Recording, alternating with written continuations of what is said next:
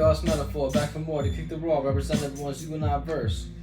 Just made this beat, just made this song, you dig? So I'm just gonna let it rock. Crossroad, like into intervention. Let your guard down. This the waning gibbous moon. Gentle. Steve showed me stand on my. I know we got the talent. My forethought, like Stephen Hawking's talents. My love for art, allow me to swing the sword.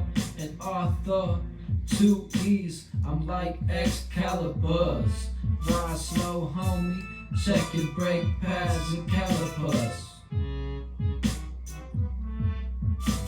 I know we like caterpillars waiting to grow, but we still build pillars of gold. I know we like caterpillars waiting to grow, but we still build pillars of gold. Pillars of gold. Passing of greed is what I see.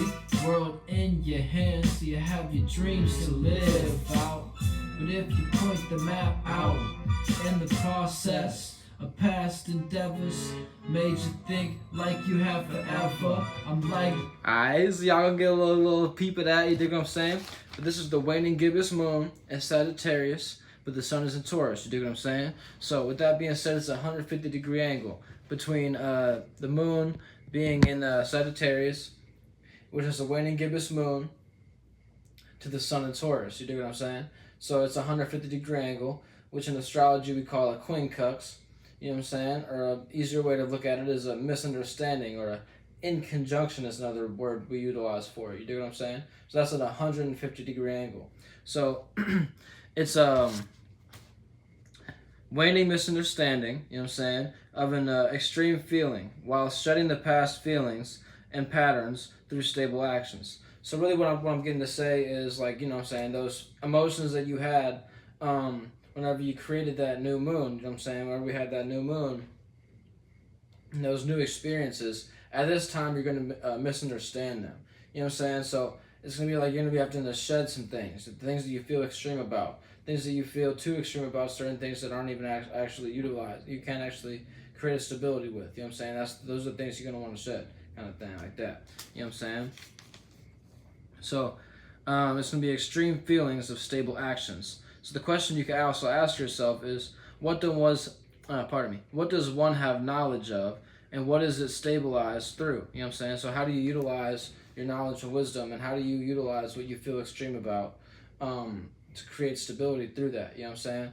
I'm going to play this song just a little bit more. I'll rock with you. Rudolph in the shiny red nose, snow is all around. Build it up, snowman.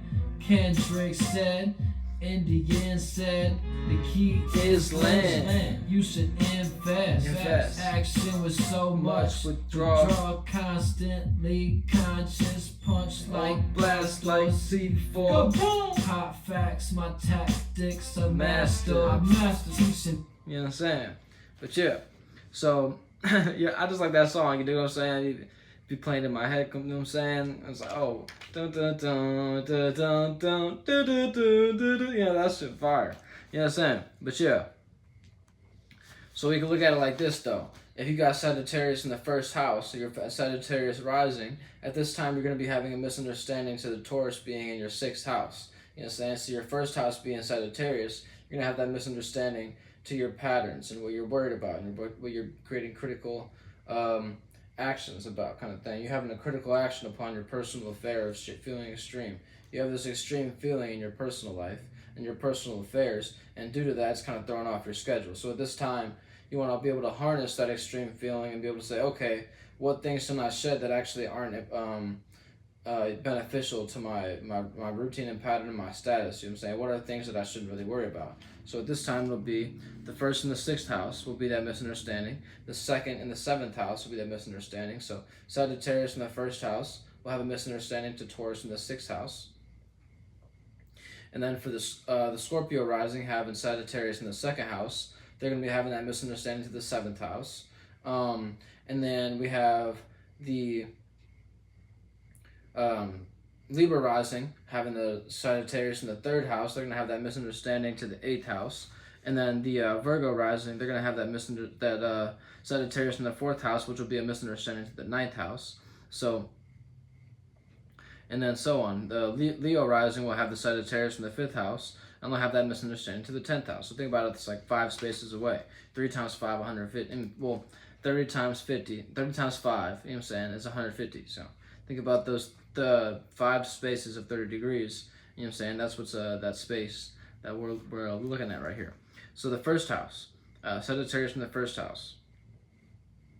An opportunity to misunderstand extreme personal feelings due to a pattern of stability. So what you're creating worry about them, the pattern that you're initiating, not the pattern that you're initiating, the fixed pattern that you have going on, they're going to have these extreme personal affairs and extreme personal emotions. And are you going to be able to harness those at this time? That's kind of what you're going to be dealing with.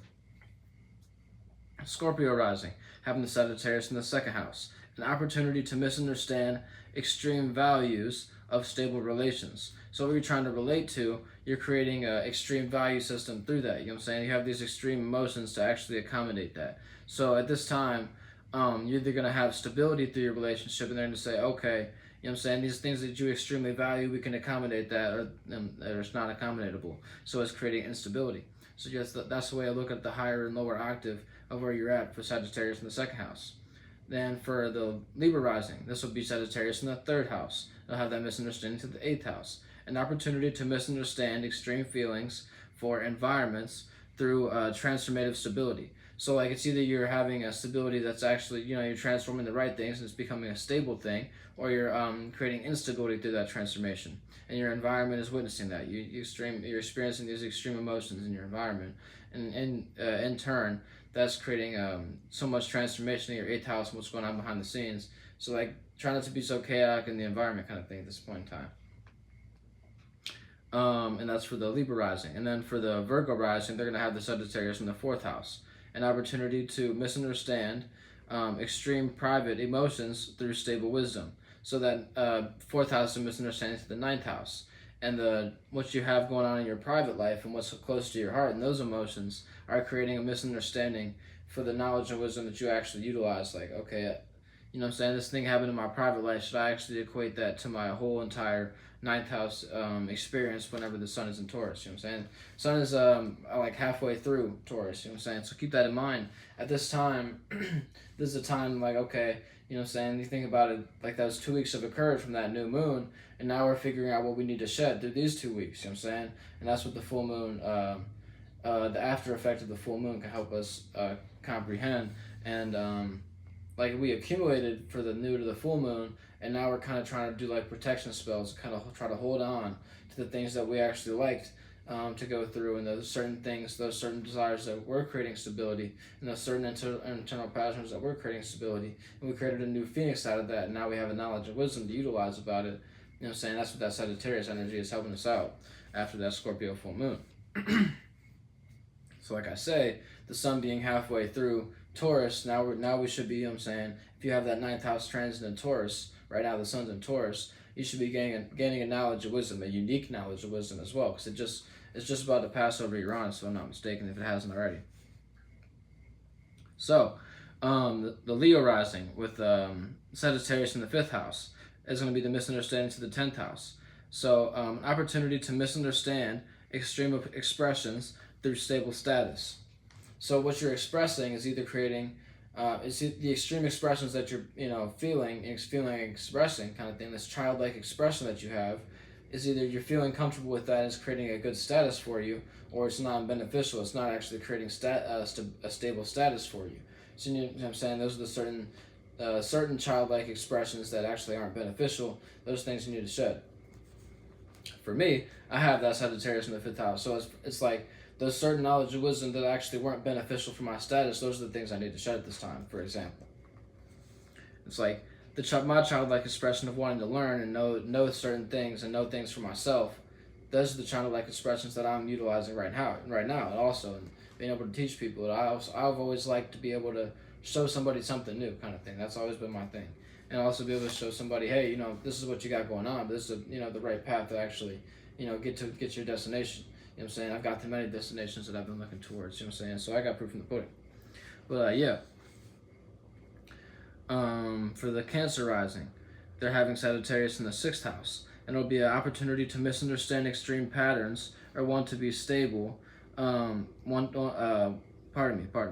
So yeah, Sagittarius in the 6th house, so an opportunity to misunderstand extreme patterns or worry due to stability of associates. So it's either your associates are creating the stability for you, you know what I'm saying, you can actually put things on a certain pattern, or it's an unstable kind of associate and they kind of just like do things on a whim. And that's the 11th house energy. So just be wary of that. And those things that you're putting on your schedule and you're actually worrying about, that associate might not be worried about as well. So you know what I'm saying, those extreme scheduling tendencies that you have going on right now. Cancer rising, realize that you might just be being a little bit extreme and like, okay, and then you can accommodate, you know what I'm saying, create that little bit of create that mutable fire for them, you know what I'm saying? Be like, hey, you know, these are the things I'll be worrying about. I mean, you might be able to say it in like a kind of subtle way. You know what I'm saying? Get around this person whenever they actually get a chance with the Sagittarius moon, you say, hey, you know what I'm saying, these kind of things that I'd be worrying about. So can we actually worry about them together, create this mutable fire?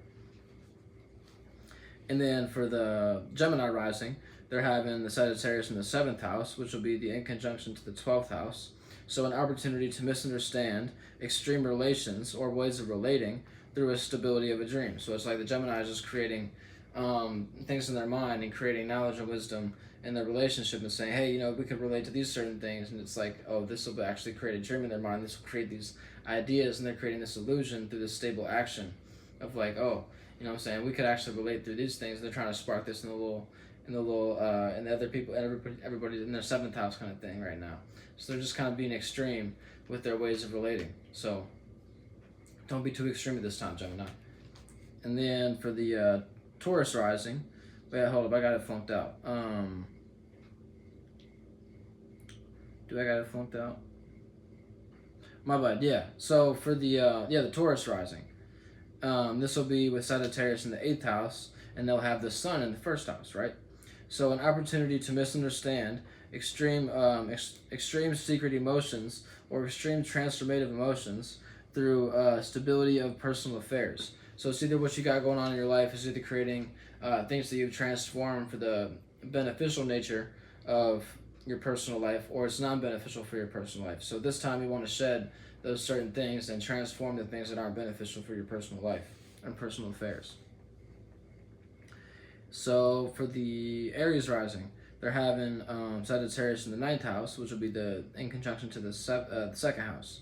And it'll be an opportunity to misunderstand extreme emotions through a stable or unstable value system.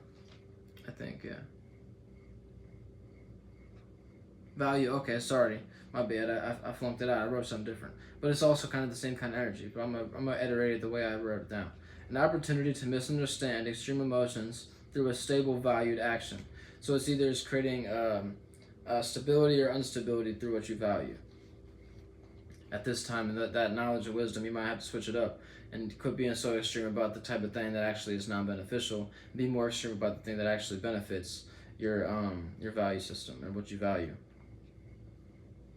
Sagittarius in the 10th house, an opportunity to, and this will be the Pisces rising, an opportunity to misunderstand extreme status emotionally through stability of an environment. So the environment is either creating instability or stability for oneself, and it's either what you feel about your status, you know what I'm saying, it's either you're creating stability in the environment due to your status, or you're creating instability in your environment due to your status. So it's like the things that you're known for, those are the things you kind of want to shed at this time, you know what I'm saying, that certain knowledge and wisdom that you're known for, you might want to shed that if it's actually non-beneficial to your certain environment, what you got going on, and your surroundings.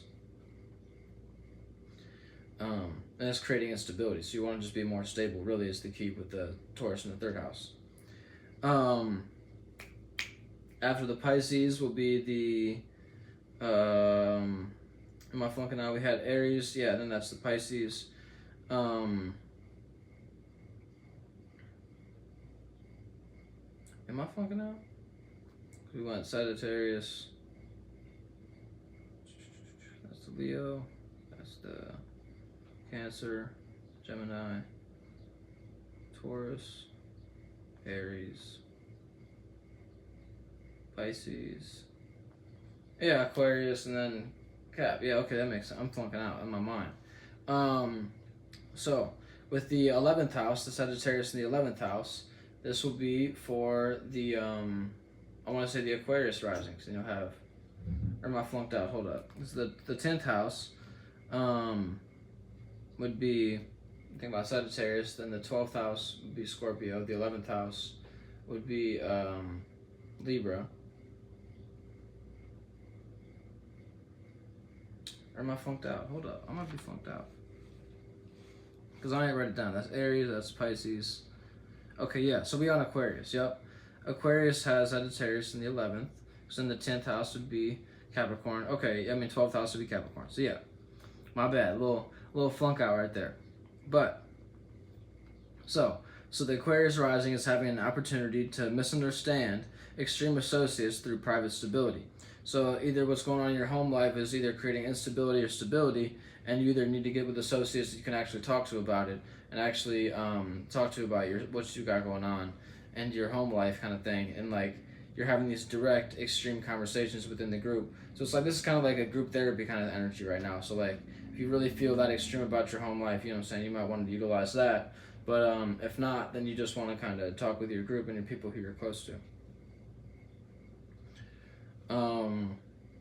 So then, last but not least, the Capricorn rising. Yeah. So the Sagittarius in the 12th house for the Capricorn rising will have in conjunction to the 5th house, which will be an opportunity to misunderstand extreme dreams through stable expressions.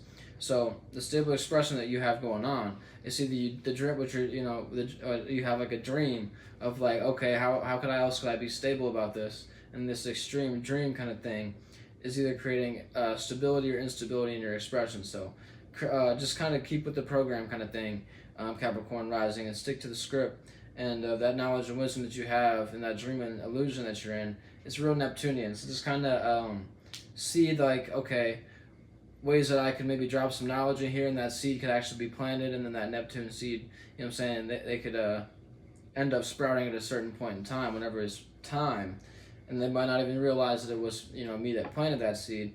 You know what I'm saying? You could actually plant that little 12th house knowledge and wisdom within your expression right now. So it's either who you're expressing to is on the higher octave, and can create stability for what you dream about right now, or it's creating instability for your dreams and illusions and nightmares through your expression. So yeah,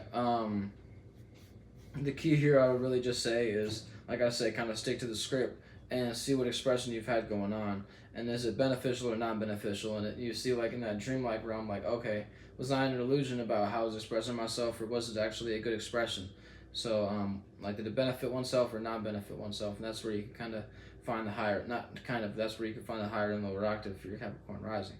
So yeah, much love, and holler back at me at conscious1347@gmail.com. You know what I'm saying? If you don't got email, or actually no, you have to have an email for like Cash App and all that. But yeah, that's like one of the systems that I'll be utilizing for payment system. You know what I'm saying? Y'all could do Cash App, PayPal. I do all type of thing. So yeah, I just want to, you know what I'm saying, be more clear with what I got going on. I offer personal natal chart readings, which would be like at your birth time, and you know what I'm saying, your chart whenever you came onto this plane of existence. You know what I'm saying? And then I also do progress charts, which would be from whenever you came to the plane of existence to actually where we are in the plane of existence now. I also do synastry charts or compatibility charts. Also, that's the same kind of thing. I do the house system if you just want me to break down the houses and your time of birth and your sun sign. All sorts of things. So yeah, much love, and holla back at me. You know what I'm saying? Like I say, and one other thing I want to mention. If you're just learning astrology, you just want to do like an hour consultation and just learn more about it, you can email me at conscious1347@gmail.com. That is CONSC1347. COSC. Pardon me, I flunked it out. CONSCIOUS1347@gmail.com. Peace out, holla back. Thank you for watching.